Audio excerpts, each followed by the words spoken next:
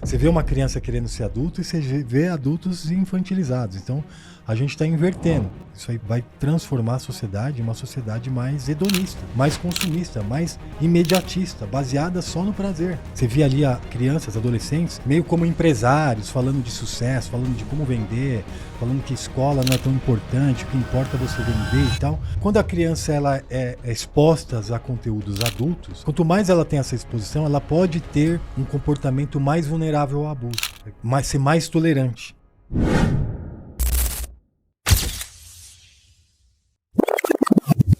Fala galera, hoje a gente está numa edição especial do ChecksCast. Hoje vai ser aqui um episódio curto de um tema específico. A gente está com o nosso amigo Rick Alexandre, do Saber Oculto aqui, e a gente vai falar de algo muito sensível. Rick, cara, de novo, muito bom ter você aqui. Teve muita gente que mandou mensagem lá, porque o nosso episódio tiveram alguns problemas no áudio. Sim. E eu falei assim, não, prometo que em breve o Rick vai estar aqui de novo pra gente, né, compensar essa galera. E não passou muito tempo, você tá aqui com a gente de novo. Hoje, infelizmente, né, o nosso japonês querido tá de férias, tá descansando um pouquinho. Mas a gente vai bater aquele papo muito gostoso. Obrigado, cara. Prazer ter você aqui de novo. Eu que fico feliz, né? Eu fiquei um pouco... Sim, eu vi a questão do áudio, algumas pessoas reclamaram, mas ainda assim acho que a repercussão foi muito boa. Muito boa, né? Eu gostei bastante. Sim. E hoje com o áudio 100%. Hoje com o áudio 100%. O pessoal falou, né? Amou o episódio, tem muita coisa interessante, ficou muito legal. Nossa chamada ficou muito legal também, né? Foi acho que a chamada mais criativa que eu já vi. O pessoal gostou muito, né? Não, e assim, é que a galera não sabe, mas assim, de bastidores, meu filho apareceu andando, falando comigo, né? Minha sobrinha... adolescente fez as gravações. Eu ligando, foi uma ligação real, não foi? Uma ligação real. Né? Quer dizer, tava ali, né? E a gente não foi sem muito ensaio, foi mais um... Não, mas ficou bem legal, né? Foi muito legal. Ficou bem legal realmente. Mesmo. Parabéns, viu? Obrigado. Bom, Rick, hoje, né, a gente te chamou aqui porque a gente tem um assunto que está em pauta aí, que é importante, que eu acho que é importante para a sociedade como um todo, para as empresas, para as famílias, que é a questão da adultização das crianças. E em contrapartida, né, a gente vê que tem também uma infantilização dos adultos. Sim. Né? E aí o que eu queria perguntar para você, o que eu queria entender, se na sua perspectiva isso é coincidência ou não. Uma coisa tem a ver, uma coisa é ligada com a outra. Enquanto as crianças estão querendo ficar adultas mais rápido, ou que estão forçando essas crianças a ficarem adultas mais rápido, por outro lado, os adultos também estão ficando mais infantis. Que na sua eu acho visão... que assim, tem uma lógica em tudo isso, né? Que é a lógica que eu costumo dizer que é a lógica do algoritmo, aquilo que chama atenção. Né? Então, hoje, as crianças... Não é de hoje, né? Uma criança sempre foi meio adultizada. A gente tem celebridades mirins no cinema, sim, na TV, muito no passado. Tempo, né? Você lembra da década de 80, 90? Né? A gente sempre teve ali celebridades mirins. E até, né, apresentadores de programa. Imagina o quanto essa criança é adultizada. Né? E como uma questão de sucesso. Então, acho que o que a gente está vendo hoje, em certos aspectos, estão adultizando as crianças para que ela tenha um sucesso mais cedo. Né? Que ela seja vista pela sociedade de uma maneira diferente. Desde cedo. Né? O que não é muito bom, porque eu sou psicólogo, e a psicologia criou a infância, porque antes a criança não existia infância. A criança era um adulto em miniatura. Isso quando? Um pouco antes da psicologia existir. Né? Você pensar ali há 100 anos atrás, né, ou 150 anos atrás, as crianças começavam a trabalhar desde cedo. Ela trabalhava em quantidades menores, né, horas menores, mas não tinha essa da criança ficar em casa. Não. A partir do momento que tinha capacidade física... Ela começou física... a andar, ela já era um adulto em miniatura. Sabia que não era uma pessoa desenvolvida ainda. Então a psicologia veio e criou a infância. Né? Então, a partir daí foi se desenvolvendo muitas coisas. Né? Tudo focado muito ali na infância. Né? Hoje a gente não tem um estatuto da infância, do adolescente, para preservar os direitos da infância, mas antes não existia infância. Entendi. Então, né, é uma coisa nova. E o que é que a gente está vendo hoje é um movimento reverso, né, de querer adultizar crianças. A gente teve essa denúncia que rolou aí do vídeo do Felca. Você via ali pessoas, né, crianças, adolescentes, meio como empresários, falando de sucesso, falando de como vender, falando que escola não é tão importante, o que importa é você vender e tal. Você está vendo um movimento ali que é meio estranho, né? Porque está fora do que a gente estava acostumado a entender dentro de sociedade, do que foi criado em torno da criança. Isso é um lado. E tem um lado da exploração, que é a lógica do algoritmo, né? Pessoas que adultizam crianças, colocam ela na frente da câmera, faz ela dançar como um adulto dança, ou sensualizar como um adulto sensualiza, ou fazer coisas que um adulto faz, porque isso chama atenção, né? Gera engajamento. E ao gerar engajamento, gera monetização. Então a gente vê muitas pessoas explorando. É uma exploração. É uma exploração da imagem da criança, fazendo ela, né, se tornar adulta e ter comportamentos de adulto, sensualizar como um adulto, ou querer parecer como um adulto, muito antes do tempo que ela precisa para isso. Por questões financeiras. Por questões financeiras, por questões muitas vezes narcisistas, né, de um pai, de uma mãe que quer ter a atenção voltada ali para o filho, que quer ter uma atenção voltada para si mesmo, muitas vezes, né? Então, a gente vê isso. E assim, exploração de imagem, exploração infantil, é uma coisa que sempre existiu. Fora das redes existe, né? Mas existe dentro das redes também. E hoje isso, de certa forma, é monetizado, é impulsionado pelos algoritmos, né? Então isso é uma questão dessa denúncia e dessa questão que está rolando nesse período aqui no Brasil. Essa questão do narcisismo que você mencionou tem um detalhe importante, né? Que até muito pouco tempo atrás eu não sabia. Porque o narcisista, ele quer, até onde eu sei, não conheço muito sobre o assunto, você tem níveis, né? Em tese todo mundo tem um pouquinho, mas tem algumas pessoas que têm realmente um diagnóstico como se fosse uma doença, uma psicopatia. E o narcisista, ele quer sempre ser o centro das atenções, ele quer sempre ter tudo que ele faz ser bem visto, ser bem quisto, ser, né, o melhor. E isso recai sobre os filhos. Por quê? Porque, né, até onde eu estudei e conheci, o filho ele é produto dessa pessoa, desse ser humano narcisista. Sim. Então, assim, o filho dele não pode ficar na sombra, né? O filho dele tem que ser o melhor, o filho dele tem que ser bonito, o filho dele tem que... Essa exposição tem a ver com isso? E é assim que funciona mesmo? Sim, faz muito sentido isso que você falou, né? Se a gente está falando de pais narcisistas, a gente vai entrar nesse modelo, tá? Porque eu atendi, na época da faculdade, isso nos anos 2000, eu atendi 10 crianças durante o ano, todas elas com problema comportamental um pouco severo, assim. E quando você, por exemplo, criança que se machucava, criança que já era grande, mas não conseguia amarrar um cadarço sozinho. Então você via esse que não conseguia fazer nada sozinho, a mãe era super protetora. Fazia tudo por ele. E aí ele não conseguia fazer por si mesmo. O outro que via os pais brigarem, né, o pai e a mãe discutirem, se sentia culpado e ele se machucava. Então, assim, a criança ela é resultado dessa interação com as figuras maternas ou paternas. Né? Ou a figura que ela tem de representação ali. Se ela tem uma figura narcisista, ela vai sofrer esse impacto de tudo que aquele narcisista impor sobre ela. Né? Então é disso que a gente, né, muito relacionado a isso que você falou. E aproveitadores, né? Pessoas sem escrúpulos, muitas vezes, que vão se aproveitar da inocência da criança para questões financeiras, para questões de ganho financeiro. Né? Então, é isso que ficou muito evidente. Né? Bom, a gente tem mais ou menos a mesma idade, e se a gente pensar ali nos anos 90, eu me lembro que a gente já tinha, né, uma certa exposição nesse sentido, porque se você pensasse ali, por exemplo, no El Chan da vida... me recordo de muitos vídeos de crianças, né, meninas principalmente, com shortinhos, dançando a boquinha da garrafa até o chão, de uma forma sensual também. O que você vê de diferença de lá para cá? Né? A gente está falando de coisas de 30 anos atrás. A gente sempre teve isso, né, na TV aberta, né, a gente via ali na Globo, no Gugu, enfim, no Faustão, na Xuxa.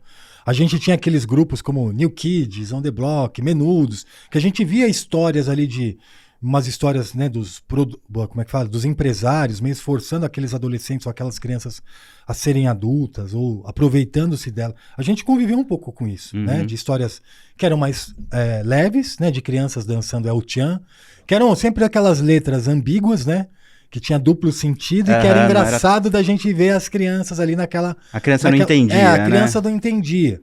A questão é que hoje não tem nem como não entender, porque está muito evidente. As letras deixaram de ser escondidas, como é que fala? Duplo sentido. Não, elas estão sentido literal. Senta, e daí para pior. Então você vê crianças dançando, ouvindo esse tipo de música, né, que não tem mais a mensagem subliminar, a mensagem está explícita. e a criança dançando, quer dizer, você também está incentivando, né, essa adultização. O que acontece? Eu estudei um pouco esse assunto recentemente em função desse momento que a gente está no Brasil, e o que falam alguns estudos, tá? A exposição da criança a conteúdos adultos, seja de sexo ou violência, pode estar diretamente relacionada a comportamentos, ela vai se tornar mais vulnerável a abusos. Entendeu? Então, quando a criança ela é exposta a conteúdos adultos, seja através de uma letra que fala de sexo, ou seja através de uma dança sensual, ou seja, né, através, sei lá, de um filme, etc. Quanto mais ela tem essa exposição, ela pode ter um comportamento mais vulnerável ao abuso, ser mais tolerante, em vez de ser aquela criança que vai fugir mais rápido, entendeu? Então, existe essa correlação. Né? Acho que a gente precisa estudar mais sobre isso, mas existem estudos sobre isso. Então, para que eu vou expor a criança a esse tipo de conteúdo?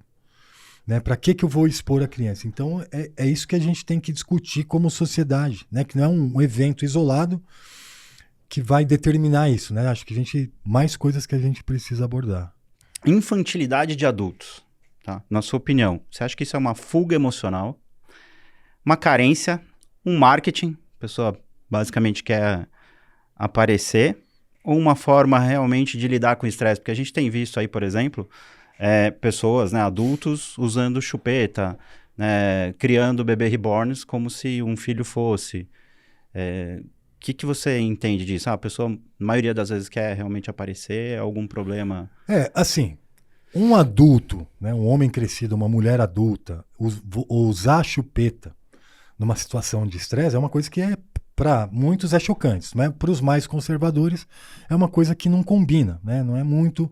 Mas se a gente for avaliar isso aí pela psicologia, né, pela psicanálise, né, ou a psicologia freudiana, por exemplo, porque Freud divide o desenvolvimento da criança em diversas fases. Tá. A fase fálica, a fase oral, a fase anal, né? Ele faz o desenvolvimento da criança, ela vai em várias fases. E cada fase da criança, ela vai interagir com o mundo, né, através de alguma coisa. Então, quando eu vejo um adulto usando uma chupeta para aliviar o estresse dele, o que é a chupeta? A chupeta lembra a nutrição da mãe. Né? A mãe, o que ela faz? O peito da mãe faz o quê? Nutre a criança, abastece a criança, protege a criança. Então, a chupeta para a criança é isso. Então, é um adulto que tem uma fase oral mal resolvida, tá? E que está tendo que voltar aí a essa fase como adulto para se sentir nutrido, protegido e, né, numa situação de estresse. Agora, por exemplo, ao invés da chupeta, podia ser um cigarro. Tem gente que fuma numa situação de estresse. Eu estou falando da mesma fase fuga. Oral, entendeu? Tá. É uma mesma fuga, um tipo de fuga. Só que é uma coisa que, assim, uma chupeta é um objeto... É um objeto infantil. Infantil. Né? Então você vê homens, sei lá, como a gente, assim, usando uma chupeta numa situação de estresse, eu vejo como um pouco de fraqueza, né, talvez, né? Então Mas essa visão então de fraqueza, se a gente parar para pensar que eventualmente tem uma função, né, realmente para a redução do estresse e por essas características todas do que você mencionou, pode ser um preconceito do nosso lado ver porque é um objeto infantil. Porque, por exemplo, se fosse uma questão, né, de estresse, eventualmente acho que tem gente que usa, e principalmente para quem tem bruxismo, por exemplo, placa. Né? E aí você fica mordendo a placa. Ninguém vai ver. Eu acho que, assim, a gente está chegando no momento da sociedade que a gente está muito em uma transformação muito acelerada. Né? Então você vê a adultização de crianças, infantilização de adultos. Quer dizer, hoje a criança pode decidir mudar de gênero, né? Criança não ainda, adulto. Né? Ela pode decidir que ela quer mudar, deixar de ser menino para ser menina. Então, mas tem que ter permissão dos pais. Como é que funciona? Ela pode... Eu não estudei a lei especificamente, mas desde 2018 uma criança pode tomar essa decisão. Eu não sei se tem que ter a permissão dos pais ou não. Depois a gente pode confirmar. Se a gente já vê adulto que se arrepende, né? Imagina a criança. Mas a gente está vendo que os limites, os pilares conservadores que a gente conhecia, né, que estruturaram a nossa civilização até aqui, todos eles estão sendo mexidos. Sendo quebrados. Estão sendo quebrados e ressignificados. Então, uma chupeta tinha um significado. Qual que era o significado da chupeta até aqui? É um objeto infantil. Agora, qual o outro significado que estão dando? Não é nem infantil, né? É de bebê, porque você vê uma criança de 6, 7 anos, você criança com 4, 5 anos já passou do tempo da chupeta, você fica tirando ali. Agora você está falando que a chupeta tem um novo significado. Né? Aquele objeto agora é uma ferramenta anti-estresse de um homem formado. Então, quer dizer, a gente está vendo todos os significados, né, de tudo que era pilar e de tudo que a gente conhecia sendo modificado. Então, é uma liberdade efetiva ou é uma liberdade ilusória? Né? A gente está criando uma sociedade mais forte, mais livre, ou uma sociedade mais permissiva e mais fraca? É mais restritiva e mais forte? É mais permitiva e mais fraca? Né? Então, essas coisas que a gente tem que discutir o tempo inteiro. Eu acho estranho. A minha opinião pessoal, né? Eu acho estranho. Mas a gente vai ter que lidar com coisas estranhas, né? Definitivamente em diversas áreas o tempo todo. Né? Sim. A Heloísa Capelas, que esteve com a gente, que é uma mentora aí, que eu gosto muito dela, e ela falou pra gente o seguinte, que hoje a gente está num momento de como se fosse assim o limbo, vamos dizer assim. Por quê? Porque a gente está num momento de virada da sociedade. Então a gente meio que está reaprendendo a viver enquanto sociedade. Em que sentido? A gente vem da nossa criação, de novo, né? A gente vem da mesma geração, de filhos que apanhavam, de filhos que eventualmente, né, não tinham poder de fala dentro de casa, de líderes, né, que na época nem eram líderes, eram chefes, que xingavam a gente muitas vezes no trabalho, falavam que o trabalho estava uma bosta, que não sei o quê, né, que é uma porcaria, sai daqui, são imprestável, nesse nível. E hoje, né, no decorrer do tempo, a gente veio a descobrir que não é saudável bater no filho, não é saudável você xingar o seu funcionário de imprestável, não é saudável um monte de coisas. E a gente tem essa consciência de que não é legal e de que a gente não deve fazer. Porém, a gente viveu o quê? O inverso. Por quê? Porque na nossa infância, no nosso início de carreira, era justamente o contrário. Então, assim, a gente vivenciou isso e a gente traz isso com a gente, gostando ou não. Então, a partir do momento que a gente está nessa transição, que a gente tem que levar essa informação de uma maneira diferente, mesmo que conscientemente a gente saiba o que a gente tem que fazer, inconscientemente a gente tem esse conflito. Porque a gente aprendeu de outro jeito. E muitas vezes a gente também se pega no que sentido? Eu tenho que ser bonzinho com meu filho, eu tenho que ser bonzinho com meu liderado, né? Porque eu não posso ser o chefe mau, não posso ser o pai ruim. E a gente está nesse conflito, entendeu? E ela fala que muitas vezes, inclusive, a gente acaba indo justamente pro oposto, que é errado. A gente tem que chegar no meio termo. Então ela acha que a gente está num período da nossa sociedade que a gente está nesse aprendendo, né? Para que uma próxima geração venha melhor. Você acredita nisso ou não? Eu acredito. Você acha que a gente está descambando? Eu acredito em partes. Tem um livro que pode responder sobre isso, é de um filósofo que chama Byung-Chul Han. Ele é um filósofo contemporâneo. Se chama Sociedade do Cansaço. Que ele fala assim, houve o tempo que o chefe ia lá e te dava a ordem que você tinha que fazer, e o chefe ficava lá e muitas vezes era do jeito que você falou, o cara xingava, era abusivo, etc. Ou o pai, né? Mas vamos focar no chefe. E existiu essa época. E as pessoas davam resultado em função disso. Certo? Que nem você vê esses chefes de cozinha lá, os caras, né? Naqueles reality shows. Com a pressão, né? Não sei o que lá. E as pessoas davam resultado em função disso. Hoje, a sociedade, de modo geral, ela internalizou essa liderança, essa cobrança. Então, não preciso mais do chefe bravo que vai lá, aponte o dedo e me fala o que eu tenho que fazer. Eu mesmo já me cobro disso. E se eu não fizer, eu já me coloco numa situação de fraqueza ou de depressão, porque eu não estou conseguindo dar o resultado que era esperado. Então, existiu a internalização dessas regras dentro da sociedade. Tá existindo essa internalização. Por isso que hoje não tem mais a necessidade do chefe, sei lá, escroto, né? Tem outros tipos de chefe. Então, ele diz que internaliza isso, né? Mas, ao mesmo tempo, a gente está vendo uma sociedade que está mais fraca em alguns aspectos. Né? Em situações de estresse ou situações de pressão, ou pessoas que estão muito mais procrastinando mais, porque o excesso de cobrança de si mesmo está gerando inércia nas pessoas. De informação, talvez? De informação, porque a gente está vivendo a semiótica, né, que é tudo sobre comunicação, informação, a gente está num excesso de tudo, né? Tem hiperinformação, comunicação, tem tudo, quer dizer, conhecimento, a era do conhecimento, tudo, só que ao mesmo tempo está gerando essa inércia. Né? Então, acho que, em partes, eu acredito que faz sentido, né? A gente está nessa transição. Mas estamos num momento meio confuso, assim, né?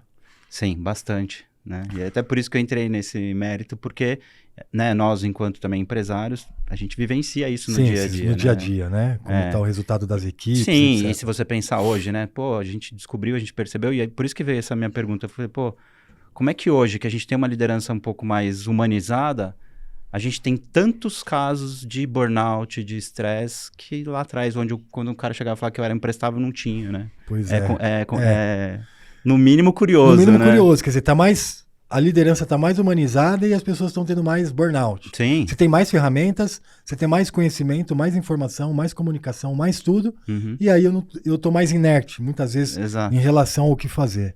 Né? Então é, no mínimo, curioso o que está acontecendo realmente. Mas vamos voltando aqui ao tema do nosso bate-papo. Essa questão da adultização e da infantilização, né? Você chegou a mencionar o que você entende de cada uma delas. Mas o que eu queria saber é o seguinte, elas têm ligação?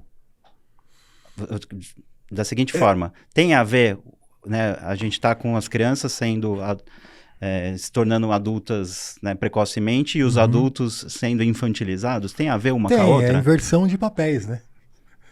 Então a gente está sofrendo uma inversão dos papéis, uma inversão de significado na sociedade. Então você vê uma criança querendo ser adulto e você vê adultos infantilizados. Então a gente está invertendo, né?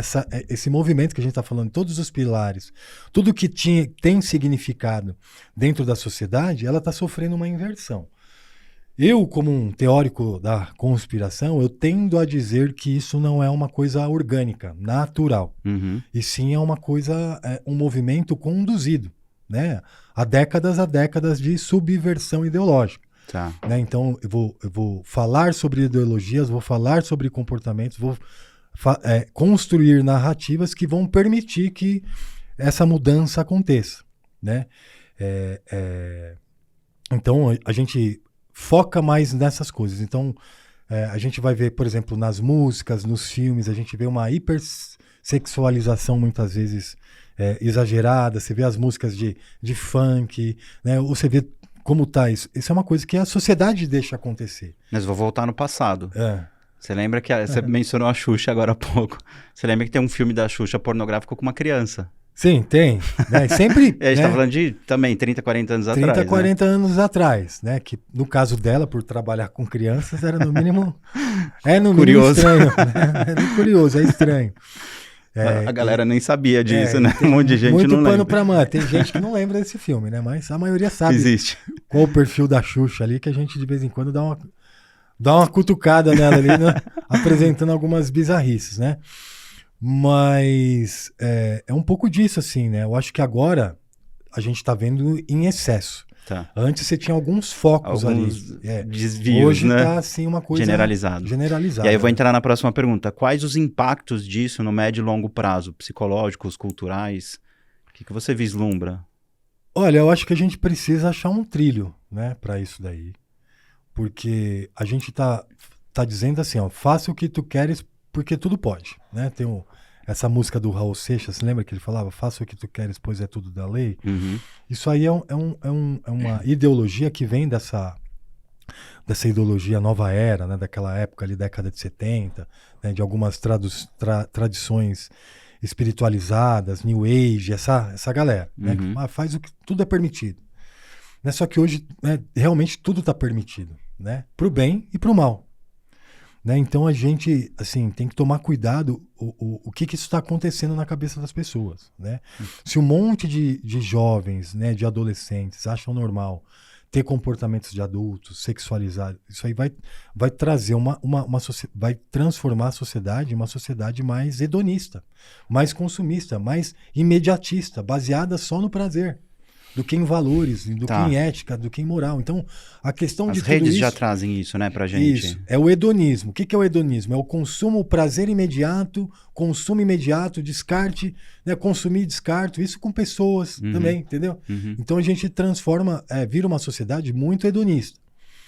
De todos os impérios que já existiu na nossa história, todos os impérios começaram a ruir e ruíram quando a sociedade estava muito hedonista.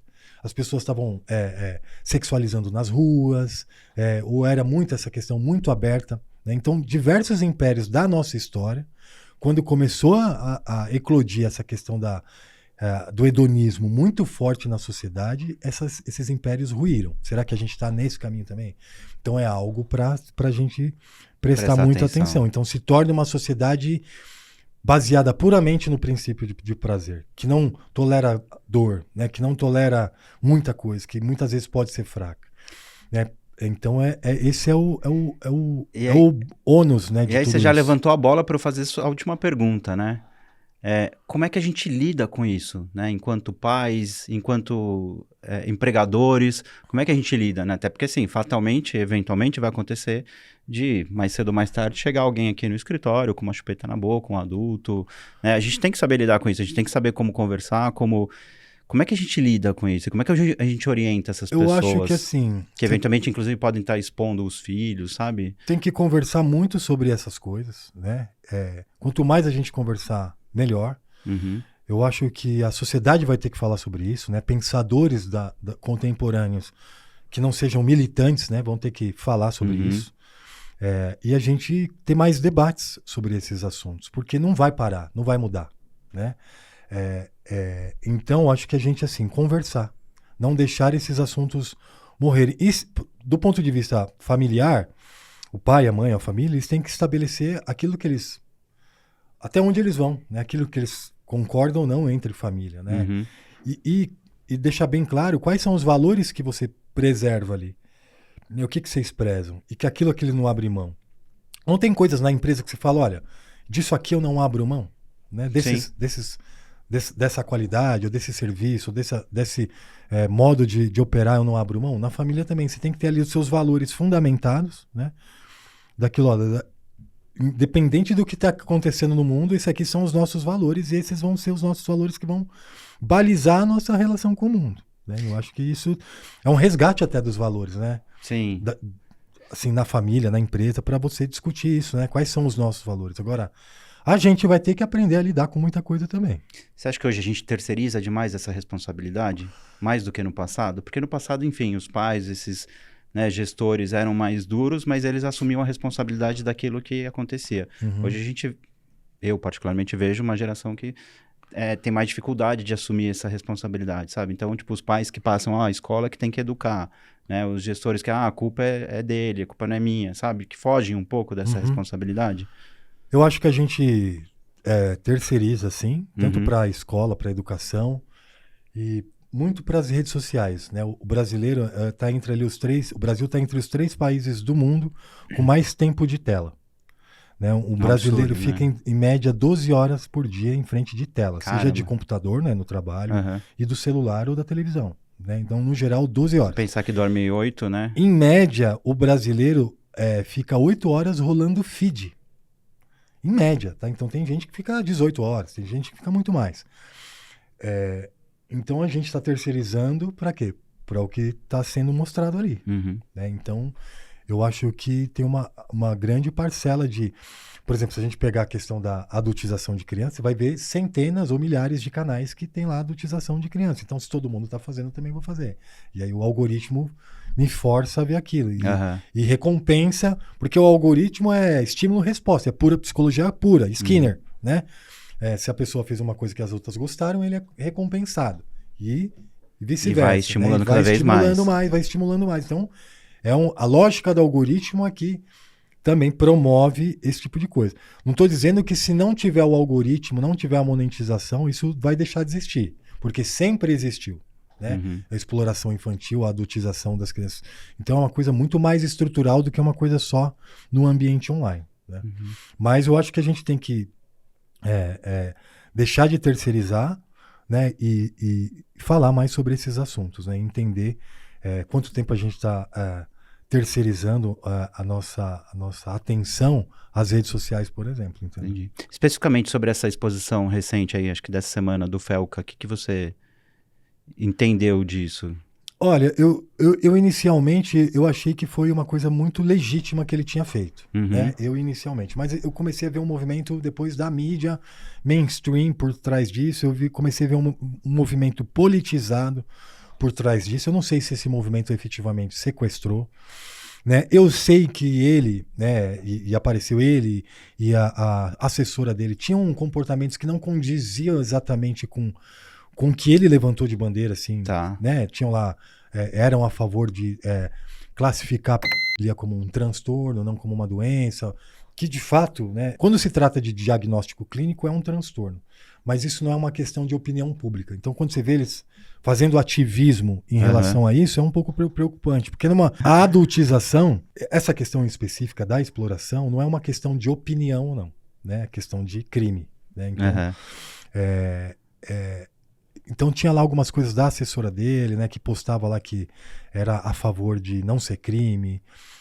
Tem umas postagens dele com criança que não era muito legal também, entendeu? Então o negócio não ficou bem. Então você vê que está bastante dividido, né? E que a maioria das pessoas não sabem, né? Porque essa denúncia que ele fez já foi feita por outras pessoas muitas vezes e a justiça deixou quieto e até culpou quem estava denunciando. Foi o contrário, falou, olha, você que denunciou, tira seu vídeo do ar quer dizer, então agora explodiu e teve lá, só no Instagram estava com mais de 180 milhões de visualização, ou no YouTube mais de 30 milhões. Você acha que pode ter alguma coisa por trás que influencia ou não? Eu lembrei, você com certeza vai saber, porque você é um cara, né, que estuda muito religiões, inclusive. Qual que é o nome daquele filme, Spot, que eles falam dos abusos dos padres... Putz, você não lembra desse? Eu não vou lembrar. Não? Putz, tem um filme que eles falam e aí, tipo assim, a mídia abafa, sabe? Chamava Spot, né? Depois a gente vê, depois a gente pesquisa, mas pesquisa esse é bem interessante. Tá. Enfim, eu não sei se tem a ver, né? Assim, eu acredito, assim, eu sou uma pessoa espiritual, né? E eu acredito, sou um seguidor de Jesus Cristo, né? Então, a Bíblia para mim é um balizador, né, de muita coisa. Então, tudo que sai muito fora ali dessa questão do que é certo ou errado, de valores morais, éticos ou de família, que está muito fora dali, eu vejo como um movimento espiritual também, né? Então, eu vejo como um movimento espiritual. Então, é uma questão indigesta tudo isso, na verdade, né? Quando você vê abuso, pessoas... Spotlight, tá? Crianças sendo abusadas por adultos, né? A ciência vai falar que é um transtorno e que o cara é um criminoso. E eu concordo, né? Mas eu vejo uma questão muito espiritualizada aí também, sabe? De você tem filho. Imagina fazer mal a um adolescente ou uma criança. É uma coisa impensável. Só que isso acontece como muito no mundo inteiro. Tráfico infantil, abuso, trabalho análogo. Muito mais do que a gente sabe. Muito mais do que a gente sabe. Muito mais pesado, muito mais sujo, que a gente não pode falar, não pode abrir. Que aquele filme do Mel Gibson, né? Sons da Liberdade, trouxe lá um olhar que não é também aquilo que é só a ponta do iceberg. Então, como existe algo muito maior por trás de tudo isso, não tem como não ser uma questão espiritual, né? Quando Paulo fala, né, que o mundo inteiro jaz no maligno, ou que essa lógica maligna do mundo, né? Porque da onde vem esse mal, né? O homem tem esse mal, né? Esse prazer até de fazer maldade a crianças, por exemplo. Então é uma coisa espiritual, mas a gente tem que tratar das duas maneiras, né? O que acontece do ponto de vista psicológico e do ponto de vista filosófico ou sociológico, né? Da sociedade em si, mas sempre com essa questão legal, né? espiritual também, é importante, né? Porque eu não vejo as duas coisas separadas, entendeu? Entendi. A gente analisa separado porque hoje a ciência e o mundo, né, ele gosta de analisar as coisas separadas do espiritual. Mas muitos não têm eu não faço essa escolha. Eu vejo como dois mundos muito influenciado um pelo outro, né? Entendi. Cara, obrigado, viu? Aquele bate-papo, lógico que ia ser muito bom, apesar de um assunto muito delicado. Mas é que é sempre muito bom estar com você, conversar. A gente, vai falando, se deixar, a gente fica 3 horas, né? Mas a gente vai fazer mais desses, só vocês pedirem. A gente vai fazer mais algumas pílulas aí curtas, de 20, 30 minutinhos, que, tem bastante assunto pra gente conversar. Legal que, inclusive, porque o Rick, né, além de tudo, vem de uma carreira de recursos humanos e a gente tem um monte de assunto interessante pra trazer. Cara, muito bom, mais uma vez, ter você aqui. Obrigado, galera. Obrigado. Pra quem não sabe, quer deixar sua rede social, bom, na live, já acabou a live. Já acabou. Mas o canal é O Saber Oculto, @OSaberOculto no Instagram ou no TikTok, no YouTube também. Serão muito bem-vindos lá, manda uma mensagem e fala que assistiu a gente aqui, a gente bate um papo. Boa. Bom, e eu sou o Samuel Lopes de novo, né, o @TXCast no Instagram e agora também no TikTok. Vamos lá, vamos começar a seguir a gente, que a gente acabou de abrir a página, tá bom? Grande beijo, obrigado, Rick, de novo. Obrigado.